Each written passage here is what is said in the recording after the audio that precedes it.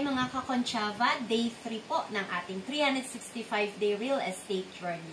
Today po, isa na namang exciting topic ang pag-uusapan natin, yung step-by-step process ng pagbili ng bahay. Number 1, determine your budget. Magkano po ang kaya mong gastusin para sa iyong bahay? Dapat isinasaalang-alang po ninyo yung monthly income mo, expenses mo, tsaka kung maglo-loan ka, dapat kaya mong bayaran yung monthly amortization. So, ang ideal po, 30% lang ng monthly income mo ang mapupunta po sa inyong housing loan. Stay within your means para po hindi po tayo na-stress.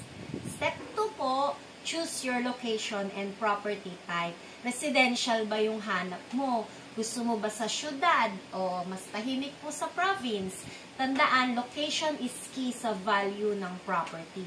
Piliin po nyo yung lugar na malapit po sa schools, hospitals, sa work opportunities. Malaking factor po ito kasi sa convenience po at saka sa resale value. Step 3, find a trusted real estate agent or developer. Mahalaga po, may katuwang po kayo na knowledgeable sa proseso. Sila po yung magbibigay ng tamang options at magbibigay ng guidance sa inyo pong paperwork. Step 4, get pre-approved for a loan. Alamin po nyo kung qualified po kayo sa housing loan. Pwede naman po kayong pumunta sa bangko o kaya po sa Pag-ibig Fund. Step 5, conduct site visits. Huwag ka pong bibili nang hindi mo nakikita yung property. I-check nyo po yung actual condition, accessibility, at kung pasok po sa gusto mo yung layout tsaka yung space. Yung step 6 po natin, negotiate and secure your offer.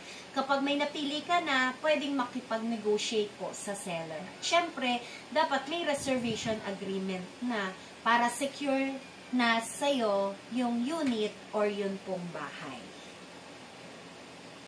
Step 7, process the documentation. Ito po yung pinakamahalagang part, yung paperwork. Kailangan mo ng kontrata, title transfer, tsaka iba pa pong legal documents. Kaya dito po, crucial na may tulong po ng agent o developer para hindi po kayo maliligaw sa proseso. Patience is key. Buying a house takes time, pero worth it kapag ka po nasa tamang proseso ka. Ngayon, ready ka na ba sa journey ng pagbili ng bahay? Kung may tanong pa po kayo, i-comment nyo na po at sasagutin po natin yan sa mga susunod na videos. Bukas naman, pag-uusapan po natin yung how to save for a down payment.